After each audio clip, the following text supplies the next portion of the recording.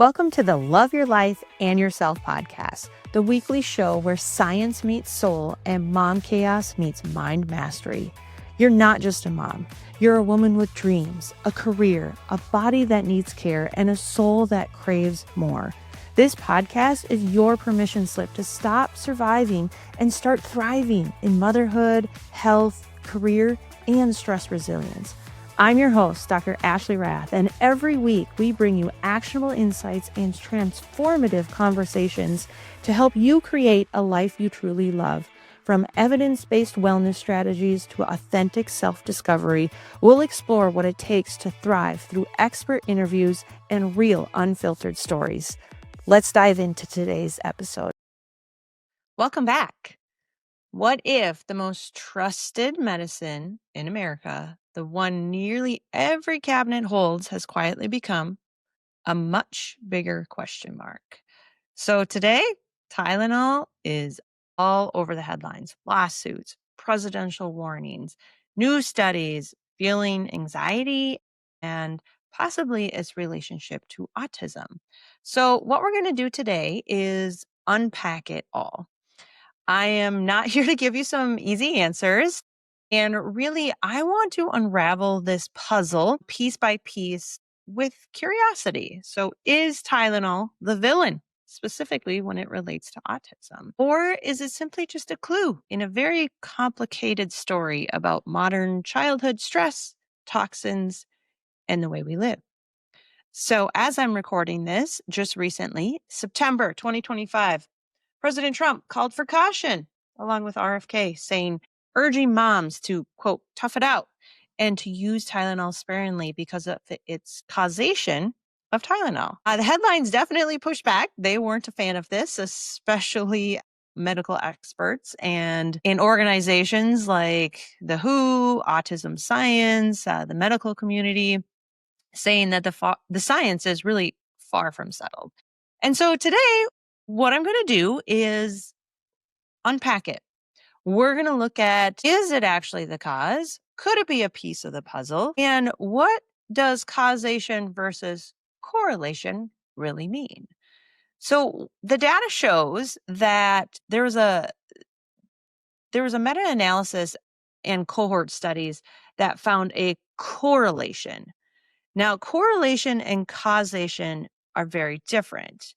Correlation could mean that this is a piece of the puzzle. This is a piece of the bigger picture.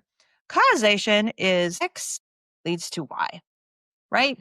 And there isn't necessarily proof between prenatal acetaminophen exposure and causation of autism at this point. However, there are risks shown that exposure can possibly create a higher risk for autism and ADHD. See the difference? Correlation versus causation. There was a study in 2018 that flagged concern. This is from the 2021 European Journal of Epidemiology. A paper found a 19% higher risk for autism and 21% for ADHD among children exposed to Tylenol in utero. And also, the FDA responded by initiating a label change for Tylenol or acetaminophen products, warning of a possible association, but emphasizing that causation remains unproven. So this is really interesting to me.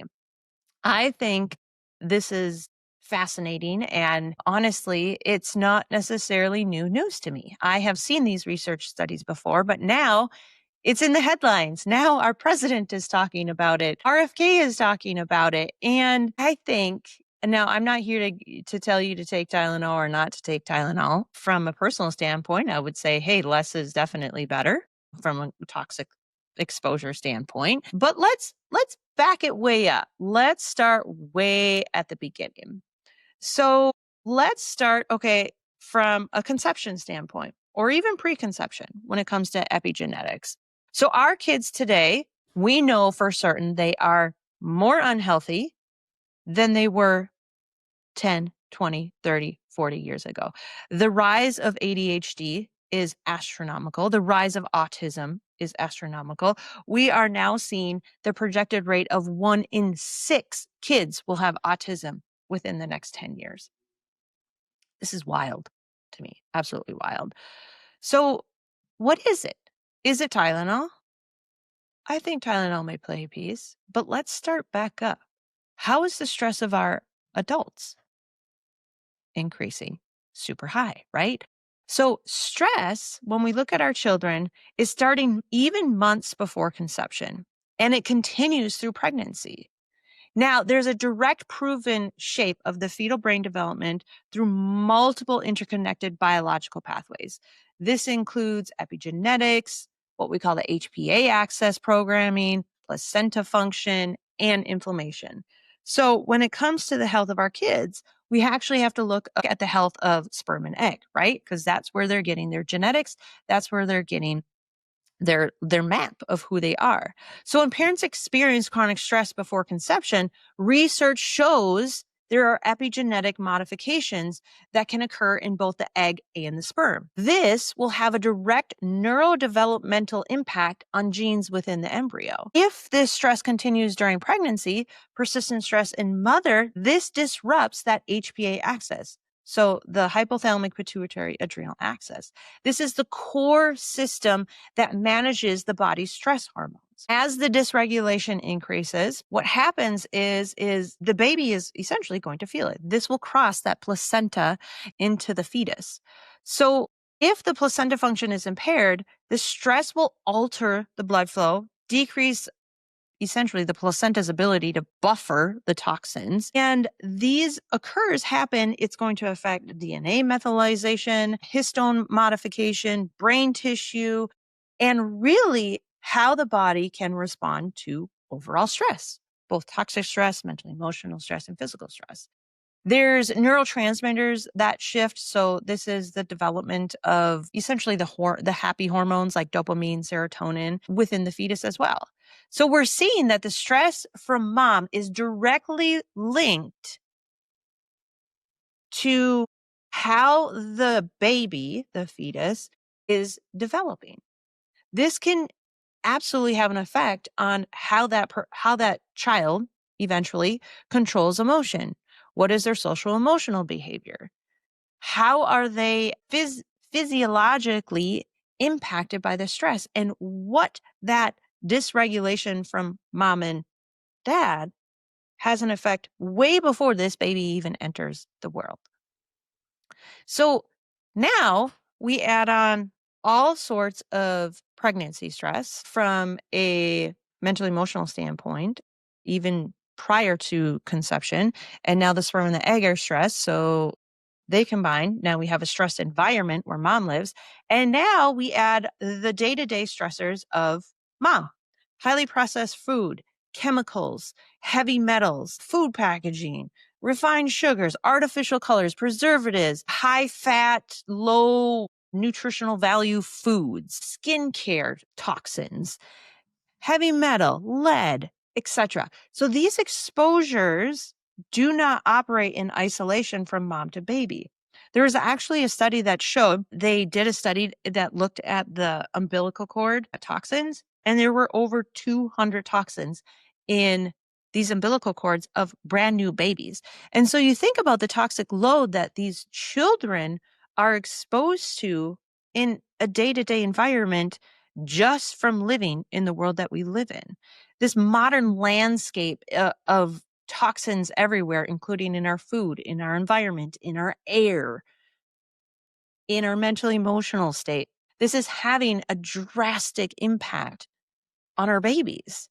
And so when our mom is stressed, when our dad is stressed, and now our babies are stressed, how much are we able to actually adapt to the day-to-day stressors? We're not. It starts to really affect how we handle these. And then what happens? So not only do we have these chemical, emotional, physical stressors, now we add even more physical stressors. The birth process itself has changed dramatically over the years. Talk to your mom and dad if you're, you know, in your 30s or 40s right now. How did they have babies? Most of them had them without interventions. Now, there's a time and a place for a C-section and interventions. I had one with my first. There's no judgment there. But why are 30% of our births done via C-section?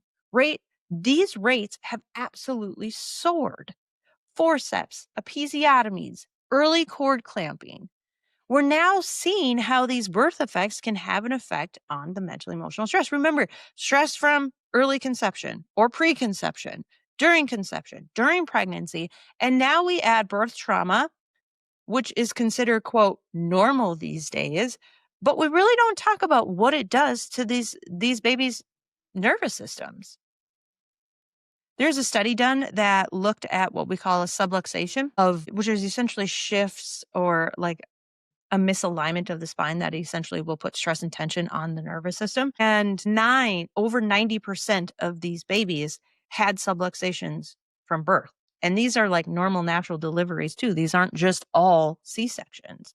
So we're seeing just birth itself is fairly traumatic. And any woman who has had a baby vaginally can tell you that. It's especially unmedicated. It's not all that pleasant. Normally, there's a lot of pressure, not a lot of room for extra space. And so a normal, healthy, natural birth can even cause some stress on a baby. But now you add all these other interventions like C-sections and forceps and inductions and balloons and Pitocin. You add all these extra stressors. And again, it's this snowball getting bigger and bigger and bigger and bigger. And I get it. Don't get your panties in a wad. Sometimes these are life-saving. Again, I had a C-section myself with my first. He was breech and he was not coming out that way. And so I get it. They are life-saving and necessary at a point, but not 30% of births. Absolutely not. And then guess what happens right after birth? We have this vaccine schedule that has never actually been studied for safety for the full amount. Yeah. Some of you are getting real mad now. But let's talk about this. They've done studies individually, but never the actual schedule. When I was born in the 80s, we got about 7 vaccines with a total of roughly like 10 to 12 injections by the age of 6. Now, our 2025 schedule has over 15 distinct vaccines and over 50 doses. This is 5 times more than what I got in the 80s. There's never been a study to show the safety of all of these vaccines put together on one schedule. So now we have preconception, conception, stress, pregnancy stress, labor and delivery stress. And now, right at birth, we have another added stress. And regardless of what you think about vaccines, whether you do them or not, that is totally up to you, and there's no judgment, absolutely, whatever you decide. It's still a stressor to the immune system. We want it to be. That's how they work, right? We have to ignite the immune system to get the vaccines to do their job or how they were intended to do their job. And so these early ages right at birth, the Hep B dose is given to almost all infants. Now we add another stress. And then in a couple of months, there's even more. And you add a combination. Think of like real life scenarios where, I'm not going to be exposed to 4 different, like, let's take the DTaP. Diphtheria, pertussis, tetanus, dip. I can't even think of the other one right now off the top of my head. I'm drawing blank. Or MMR. We're never going to be exposed to, in real life, if we were to take this real life, I shouldn't say never. It would be highly unlikely for us to be exposed to all 4 of these at one time. They're given like that because of convenience. So then you can have them in just one shot. So I get where the medical community is coming from this, but how overwhelming to our system is that? Very. Now, again, I am not pointing my finger. Again, don't get your panties in a wad. You can't pick and choose everything I'm talking about, from maternal stress to epigenetic stress to labor and delivery stress to vaccine stress. Or now, let's talk about antibiotics and gut microbiome. So again, to me, we have to think of correlation, not causation.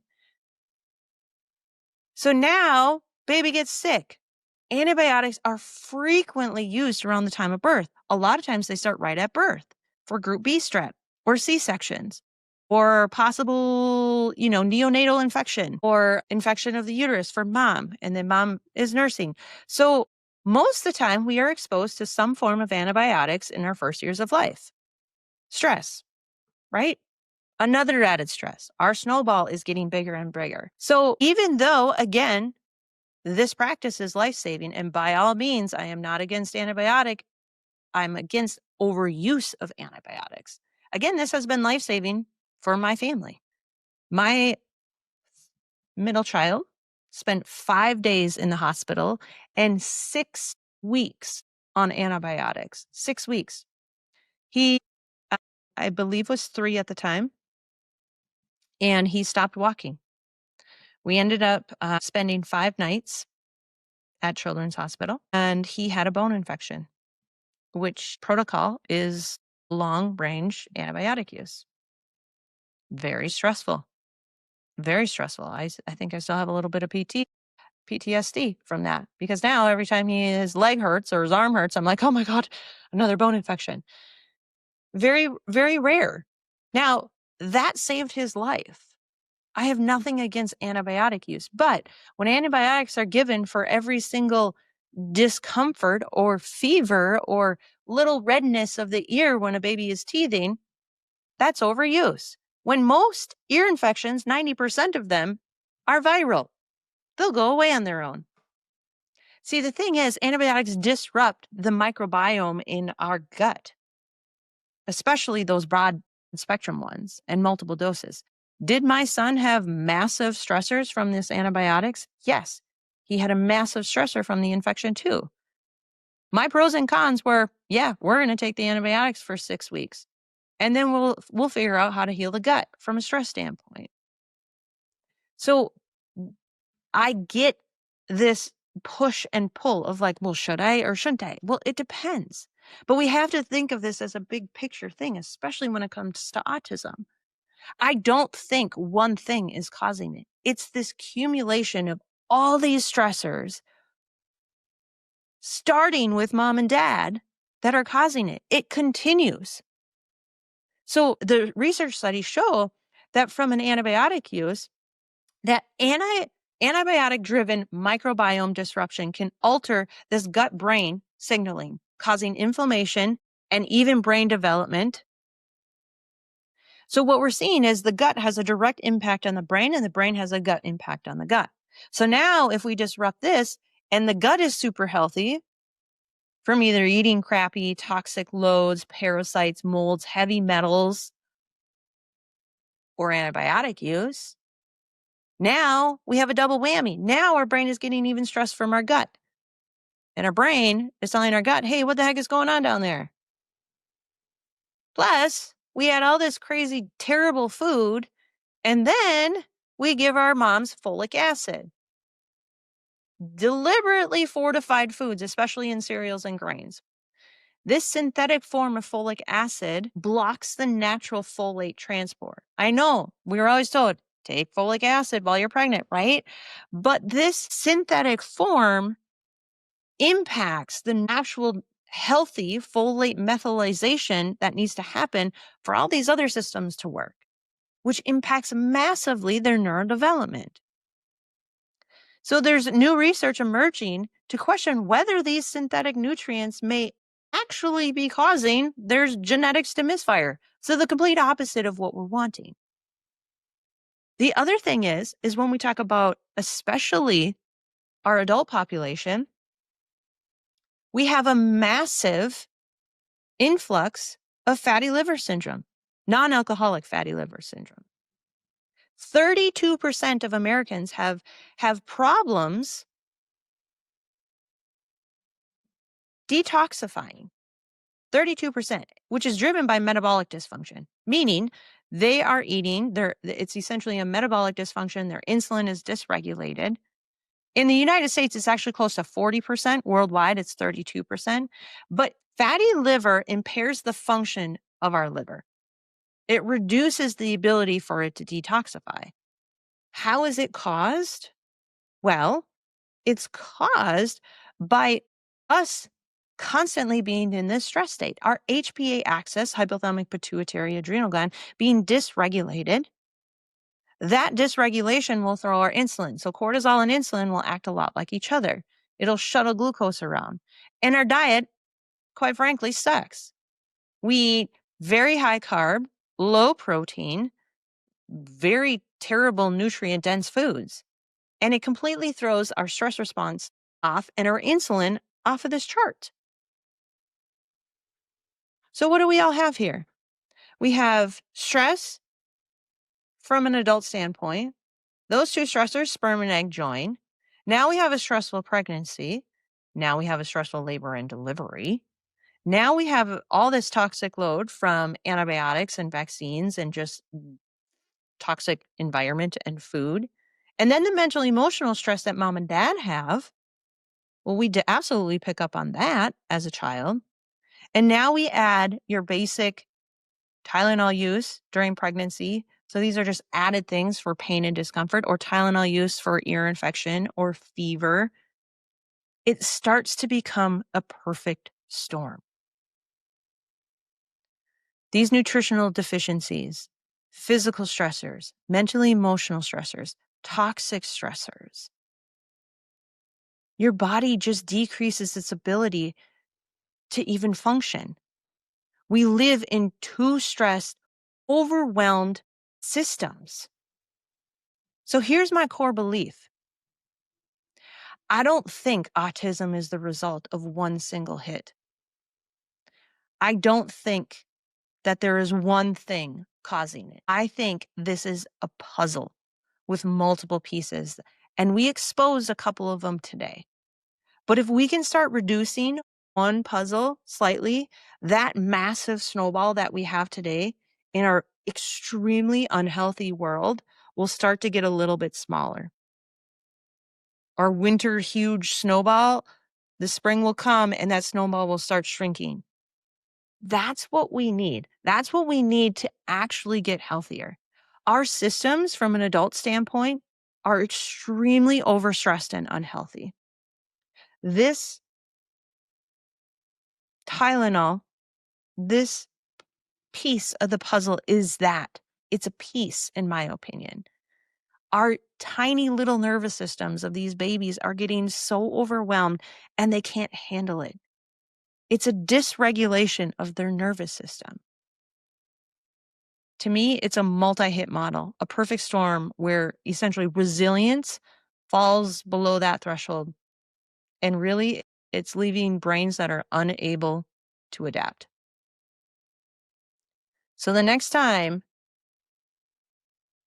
you start to point a finger at one single thing, and I hope you don't get that here. I hope you don't just take one of the things and say, hey, Ashley did this or Ashley said that. This is a whole piece. I want you to start to get curious. Think about how all these little stressors over the day, days, years, can start to create this big problem. Tylenol every day should be a red flag. Not because it's the single cause, but because it points to a bigger reality. We're just trying to mask a symptom. We're not actually getting down to the root cause. Tylenol is there to, do multiple things, but pain relief typically, or fever reduction. We can have a whole nother conversation about fevers. So we're living in this very new complex world where our systems are just chronically overtaxed. And the challenge is not necessarily ahead to blame, but is start to understand and, even more importantly, act. I invite every single listener to weigh these questions and bring curiosity about how can I start reducing the amount of stress that I am exposed to? Is it looking at my medicine cabinet? Is it looking at the vaccine schedule? Is it looking at my self-care products? Is it looking at my laundry detergent? Is it looking at, I'm pregnant now, what kind of birth do I want? Maybe it's starting to sleep more so I can manage stress better. Maybe it's prayer or meditation. Maybe it's saying no more. so we can reduce our schedules a bit. Maybe it's exchanging our expectations for appreciation because we put too much on our schedules. Maybe it's getting our kids outside and less in front of a screen so their brain can actually calm and regulate more. Maybe it's them running laps around the house instead of watching their screens. I think it's all of the above. I think we can't point our finger at one thing. I don't feel like there's one thing. Now, this is my opinion. I'd love to hear your feedback on what you think. But if you love this and you think this landed well, share it with a friend. This is my mission to get our communities and world healthier. And if you agree, hit the share button, hit the like button, leave us a review. Love to hear your feedback. Thanks for tuning in to Love Your Life and Yourself. I hope today's episode gave you one more tool or one more truth to help you thrive in your health, happiness, and resilience. Remember, loving yourself isn't selfish, it's leadership. And it's the foundation for building a life that actually feels like yours. If this spoke to you, hit that follow button, leave a review, and send it to a friend who needs to hear it. And if you want to dive even deeper, grab a copy of my #1 best-selling book, Love Your Life and Yourself. It's the heart behind this podcast, and it's helped thousands of women step into a life they actually love. You can find it at drashleyrath.com or through the link in the show notes. Until next time, take care of you and keep choosing to love your life and yourself.